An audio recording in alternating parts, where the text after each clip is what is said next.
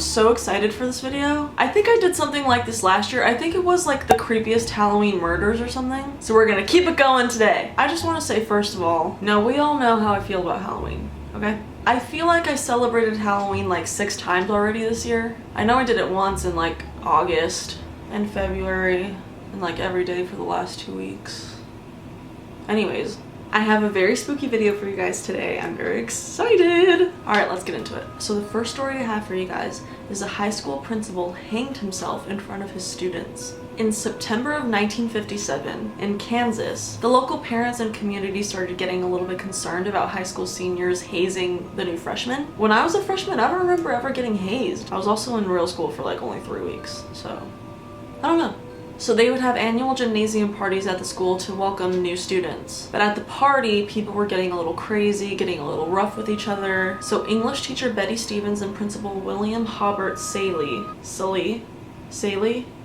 devised something different for their students. So Mrs. Stevens found a farmhouse where she wanted to have this like pre-Halloween party where they could make like a haunted house for the students. And they thought, I'm just laughing because I'm like, even if this plan worked out, it's kind of fucked up. So Mrs. Stevens and the principal thought, let's hang the principal in the middle of the room covered in blood and make it look like he's dead. And they did it. So all these kids came in, saw their principal hanging with like fake blood all over him, just like dying, and they were laughing. They thought it was so funny. They thought he was doing such a good job just like limply hanging there. But when Mrs. Stevens left the party to go take a picture of him, she realized none of that was fake. All that like shit, that was real, and he was dying.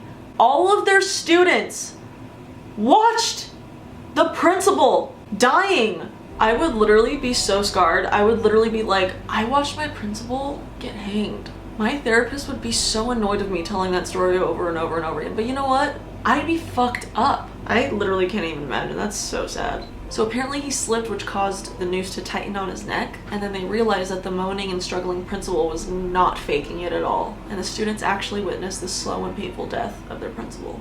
It's fucked up. Okay, next story. This one's kind of sad. Actually, these are all kind of sad.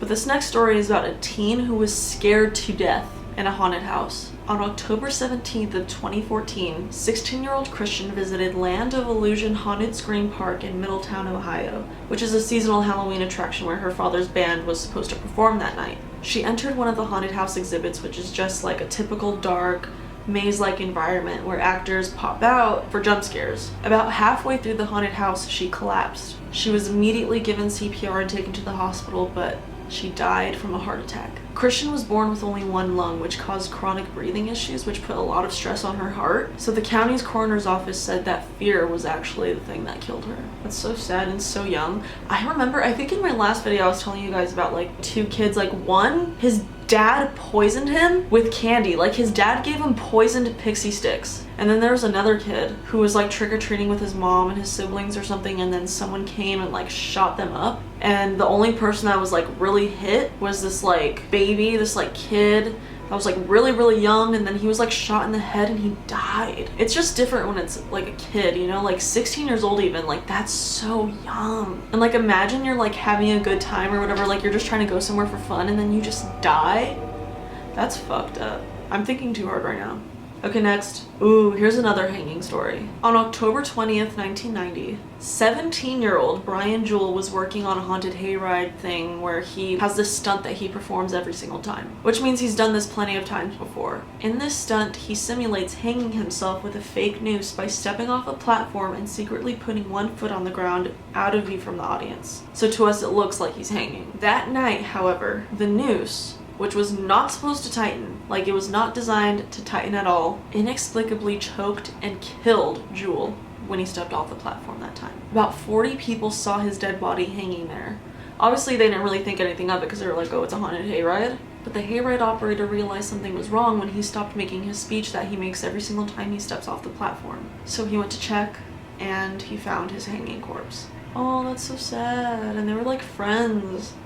I'm assuming, because they work together. I guess you're not really friends with everyone you work with, but. So this next story is about Carl Jackson, who was killed over an egging accident. So apparently egging someone, like egging someone's house or car, is like a thing like a prank that people usually do on Halloween. But in 1998, this one took such a wrong turn. When 21-year-old Bronx resident Carl Jackson and his girlfriend went to go pick up her son from a party, people started egging their car. Jackson immediately got out of the car to yell at the kids to tell them to stop. Out of nowhere, one of the kids egging the car pulls out a gun and shoots Carl Jackson right in the head, killing him instantly. The person who shot him was 17-year-old Curtis Sterling. He was charged with second-degree murder and charged with criminal possession of a weapon. He was convicted and he's now serving 20 years in prison, but every Halloween, he receives a card from Jackson's mother that says, "I'm glad you're still there."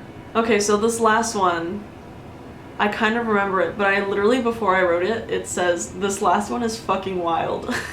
Past Jessica thinks that this one is fucking wild, so let's see what this is. So this next one is about, oh, I remember it. So this one is a preacher kills a woman, then dresses up her son for Halloween. Okay, so this guy has been in prison before for 1, stabbing someone, and 2, for killing someone. John D. White was paroled and became a preacher of this small Michigan church. Living in a trailer park, he became romantically involved with this woman that was like a couple houses down, and he would frequently babysit her 3-year-old grandson. On Halloween night in 2012, while the 3-year-old boy was in the trailer, White knocked the boy's mother out with a rubber mallet and then strangled her to death with a plastic zip tie. He stuffed her body in a garbage bag and then dumped her in the woods. He then returned to the trailer and dressed up the little boy in his Halloween costume, and then his dad came to pick him up. So did the dad find him, or? Oh my god, there's more! After being arrested for murder, White told the police his crime had been a part of a lingering fantasy to have sex with a corpse, but that he'd forgot whether or not he completed that act.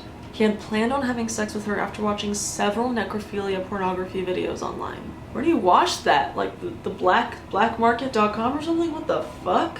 But he said that he was unable to do it because he was so drunk. Later, he accepted a plea deal for second-degree murder and was sentenced 56 years and 3 months in prison. But just months after being convicted, he committed suicide. The prison staff tried to revive him after they found him hanging in a cell, but it didn't work. That one kind of was fucking wild. Well, that was fun. Thank you guys for watching. I hope you guys enjoyed this video. Please make sure to give it a thumbs up if you liked it. If you didn't, then what did you expect? Please make sure to comment down below what you want me to do next. I kind of want to make fun videos soon. But anyways, thank you guys so much for watching, and make sure to follow all of my stuff. I reply to everything you guys send me, or I try to. I love you guys so much, and I will see you when I see you, so. I decided that I hate my intro and outro, okay? The adios bitchiachas and the what up home skillets. I literally started saying that in 2015. I've grown. I don't say that anymore. So we're just gonna stick to just enjoy my outro music. Bye. Do you love me?